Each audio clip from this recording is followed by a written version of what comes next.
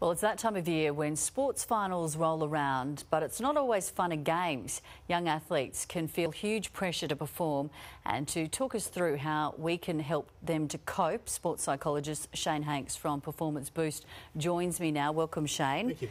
Now, how much of this pressure is internal and how much comes from elsewhere? So I think almost all of it is internal, really. In my experience, the bulk of coaches and parents are really not putting pressure. It comes internally from the child or the adolescent or the athlete themselves. And wanting to perform. Are they doing it for themselves or are they wanting to please people? Yeah, so really about the latter. So in most cases, they get very concerned, particularly younger children, so adolescents, 13, 14, 15, very concerned about what everyone thinks. And they really don't want to let people down. They don't want to disappoint coaches, teammates, parents, the list goes on and on. Now, just 1 in 5 Australians regularly play competitive sport, and then there's a huge drop-off around the age of 11. So is it about that pressure to perform? Is that why you're seeing this drop-off? Yeah, absolutely. So at that age, A, sports gets a little bit more serious, becomes a little more elite, and B, there's cognitive development.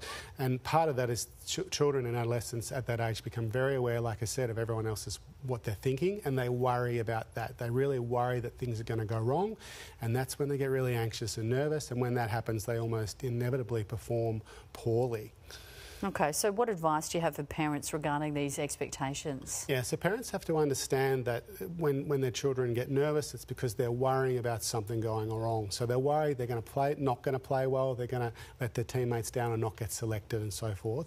And the parents can actually ask them, what are you worried about? And then gently, maybe with humour, challenge some of the consequences, because often they'll think the worst is going to happen.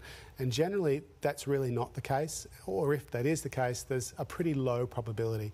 So parents have to understand that their children are not going to learn that elsewhere, not at school and probably not in sport. So they have to take that role, or else look around to those who can help them. Okay, so kids, if they don't perform as well as expected, what are the warning signs that they perhaps, I guess, are taking it dangerously hard, or, you know, in terms of the expectations? Yeah, that's right. So what we'll see is a lack of enjoyment, so they won't find it fun anymore. They'll probably get angry and frustrated because they can't perform the way they want to. And ultimately we see some dropout, like you said, in that 11 and 12-year age, they'll drop out of the sport because they just can't perform the way they want to. And that would be a real shame for not only them, but for sport and you know, the Aussie way of life, really. Okay, Shayne, a lot going on there for them, but thanks for coming in to share us welcome. those insights. Thank you, Shayne. Thank you.